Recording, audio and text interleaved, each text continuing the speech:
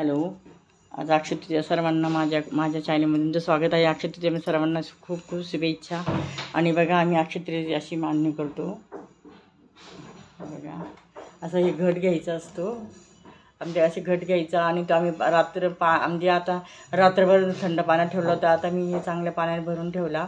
त्याच्यावर आंबा हा असं पिजेट ठेवतात. आणि आमच्याकडे खरबूज आहे ना, खरबूज आणि नवे दाखवतात.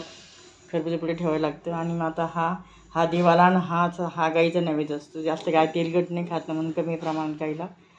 आता हा नैवेद्य देवाला दाखवायचा 12च्या नंतर दाखवायचा असतो.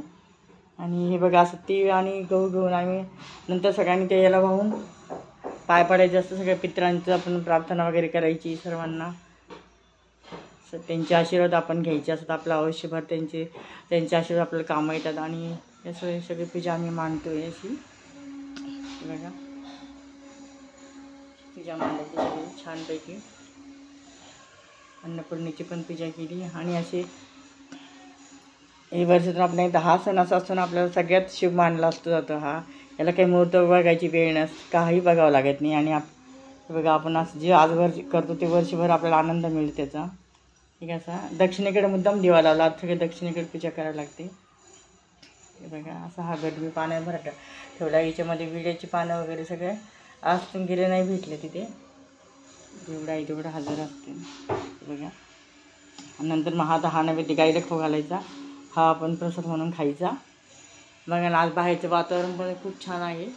आभाळ असं छान आलं. ऊन अगदी ऊन नाहीच आहे आज. मस्त वातावरण आहे बाहेरचं पण आज. आणि बघा, गुलाबाचं फुल आमच्या झाडाला झालं ते टाकलं आणि वाहिलं आहे. असं प्रकारे पूजा करायची.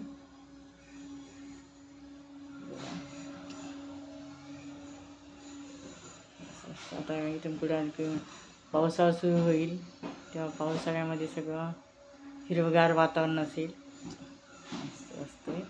बघा, आता आज नैवेद्य दाखवून घेणार आहे. आता 12च्या नंतर दाखवण्यासाठी ठेवला आहे. आणि ते त्यांच्या मुलाने दाखवायचं असतं. सुनेने स्वयंपाक करायचा अशी पद्धत आहे. तसं मी आता सगळा स्वयंपाक केला. बघा, सगळं 12च्या नंतर सगळे त्याचा नैवेद्य दाखवून सगळे पाय पडणार होत. तशी तुम्ही कशी कराल तुम्ही कमेंटमध्ये कळवा. माझ्या व्हिडिओ लाईक सबस्क्राईब जरूर करा. या फिरच्या सर्वांना पुन्हा एकदा खूप खूप शुभेच्छा. सर्वांना खूप छान वर्ष जाऊ. ये सर्वांचे संकट हरण हो.